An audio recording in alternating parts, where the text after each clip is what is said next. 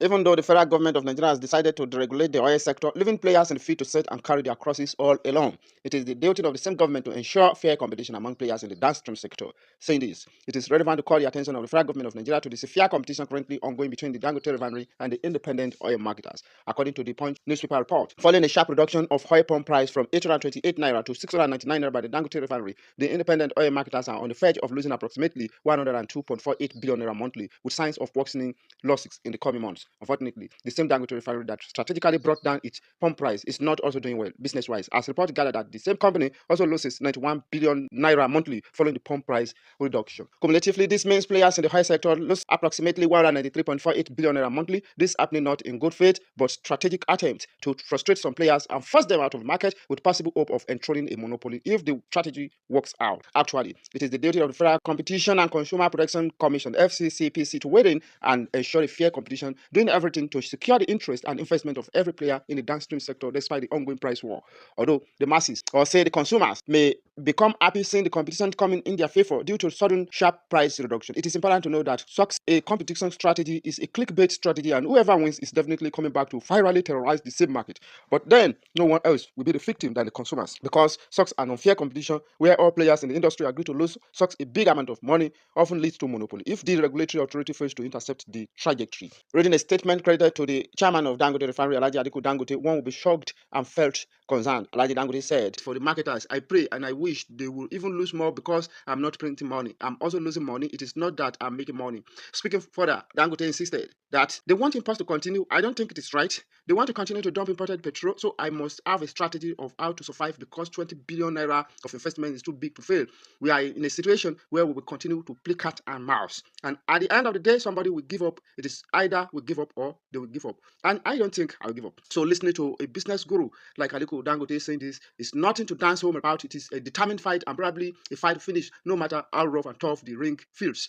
For some people, mostly the consumers, may claim that what is our own after all the price war are all coming in our favor. Vividly, I believe such a favorable stance is a short-term strategy, and the long-term negative feedback will surely get to the masses helplessly. Let's, for instance, look at the long-term consequences of this unfair competition between Dangote Refinery, the independent marketers, and the recent federal government of Nigeria to quickly waiting to protect the future of common Nigerians. One, there will be market disruption, which is currently happening as there is already indication for continuous sudden and significant drop in pump prices, disrupting the market equilibrium.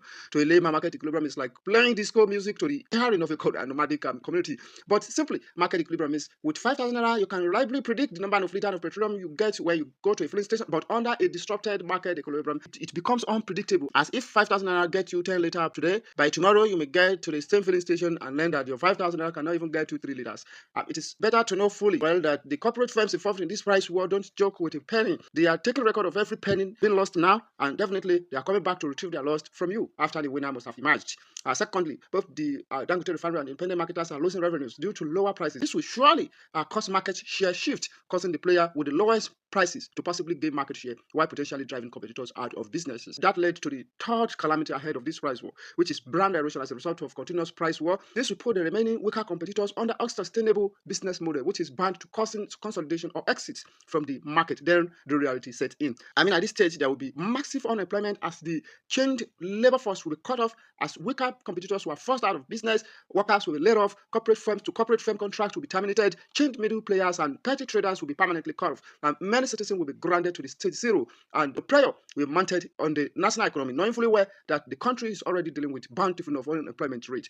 Adding to the effect of watching this unfair competition at play without intervention by the federal government is that the winner of the price war will make the market monopolistic and will persistently do everything to ensure it is nearly impossible for a resurrection of any serious competitor, either as independent marketers or sister rivalry. Then the citizen will have no option than to become the next victim in the hand of the winner, paying whatever that suits the decision of the winner. And most importantly, the government will be helpless at this stage because any action to counter the monopolistic agenda will invite more catastrophes. Luckily, presently, the FCCPC still has an opportunity of coming in to regulate this competition and save the future of common Nigerians. The FCCPC should establish a robust regulatory framework to ensure fair competition, then monitor the pricing system so as to quickly prevent predatory pricing. The federal government of Nigeria should also look deeply to uncover what is actually causing the price disparity between the price frameworks coming from both the Dangote Refinery and independent oil marketers, and do everything to marry the price models. The federal government of Nigeria should know that its failure to regulate this price war in the oil sector will surely send bad signals to the international communities, discouraging future investment in the country while the citizens become a tool in the hand of the monopolists.